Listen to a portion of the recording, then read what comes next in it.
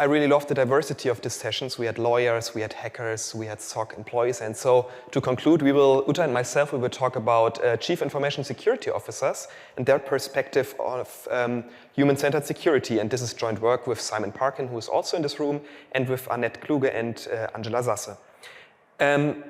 So to start things off, Chief Information Security Officers, or CISOs, are in larger organizations at the head of the security organizations, and in their role they should or have a lot of power. So they can basically decide which security tools to buy, and they can lay out rules.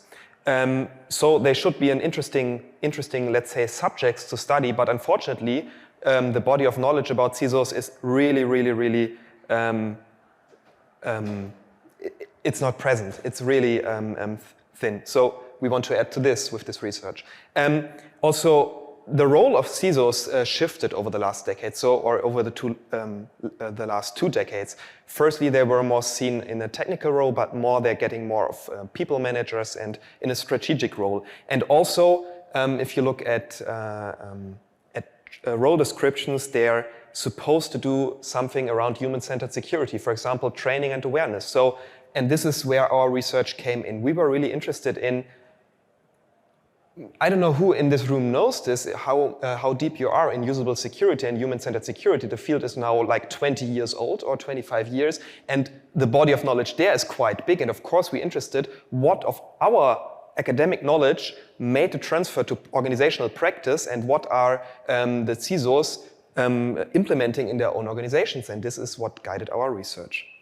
And to do this, we basically followed a Swiss community of 30 CISOs over the course of 8 months.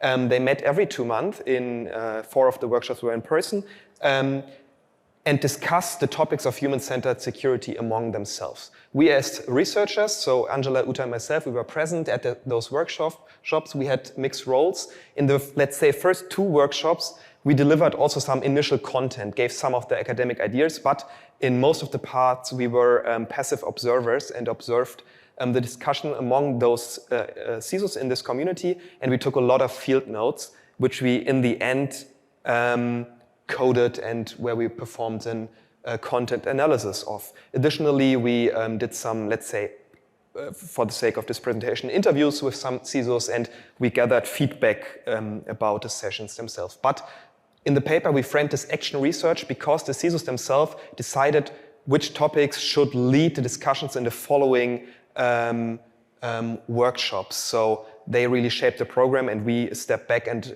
we worked together with a partner organization who organized other external speakers.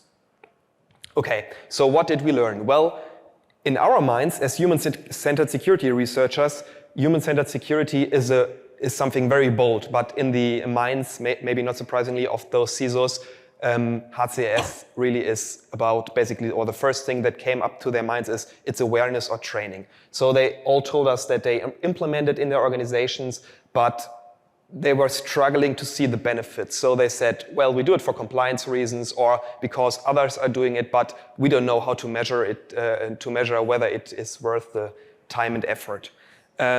So maybe not that surprising. What is maybe more surprising, and really this is the favorite part of our paper, is that some of this, we also talked about the idea that whether the CISOs should consider the let's say everyday work of employees, whether they should consider the impact of security measures on the productive work of employees. And a lot of them showed that they never really considered it, but even more interesting, some challenged the idea to consider it, that should be part of their job, to think about employees and how they work with security. And we also talked about what is so favorite right now in the community, like in the HCS community, like nudging and so on. And but those were topics sometimes also brought up by the CISOs, and their main interest in this very basic human-centered topics was really to manipulate the employees to behave like they wanted them to behave. And with this, I want to hand over to Uta. Yeah, thank you so much, Jonas, and hi to everyone. I'm Uta, and yeah, I will continue to to present our results. And yeah, what we could see is, especially during the workshop sessions, that the CISOs were really keen to receive kind of human-centered checklists or also blueprints to be able to implement human-centered security solutions in their organization, which kind of reflects that the CISO sees security as a kind of craft that needs to be done. And we could also see that the CISOs were interested, but also very skeptical about human-centered security solution. And their biggest concern was that these solutions would not be transferable in their organizations. During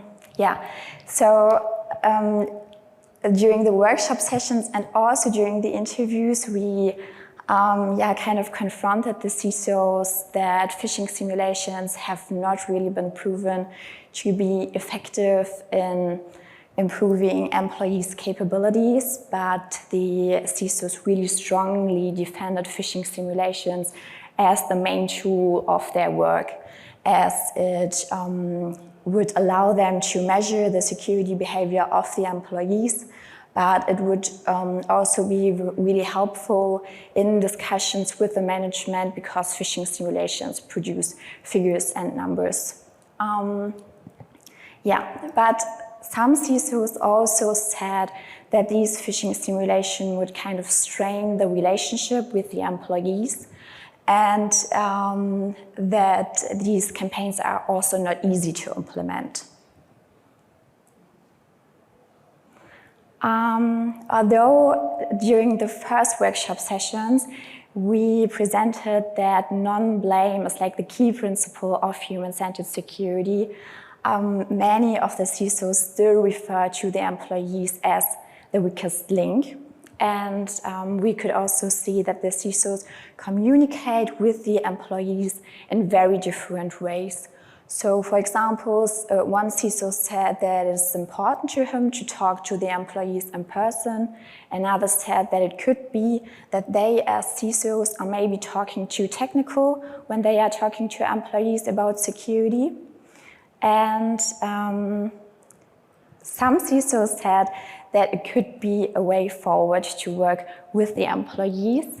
And the concept of security champions was also received really positive by some of the CISOs.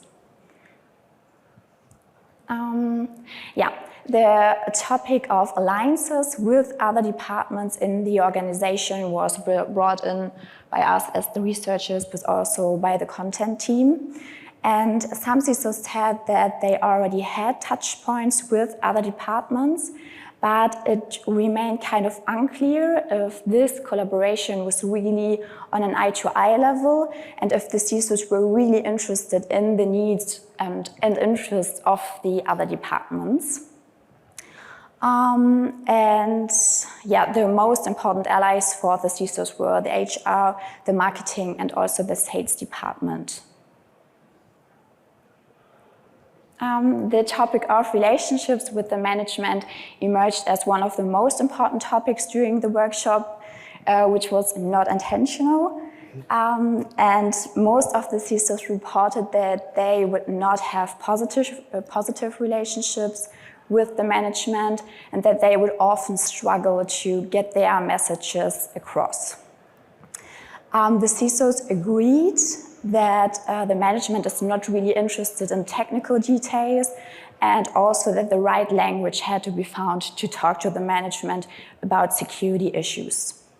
But there was disagreement on the extent to which management would consider their responsibility and also their role model function regarding security.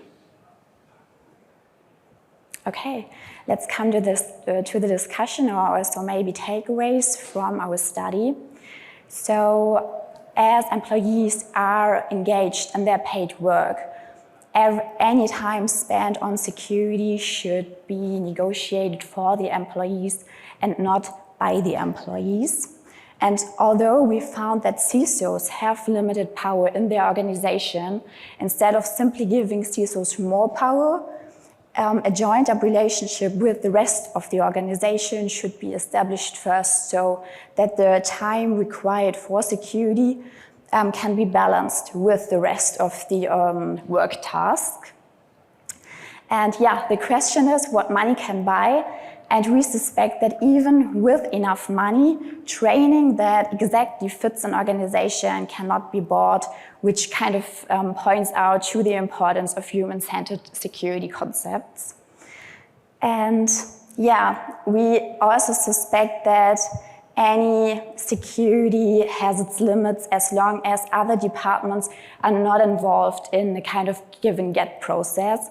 And this is why CISOs, but also, of course, other security experts should break down these silos. And yeah, I think we are at the end of our presentation, and we're happy if you're interested to read our paper. And thank you so much for your attention, and we are happy to take your questions.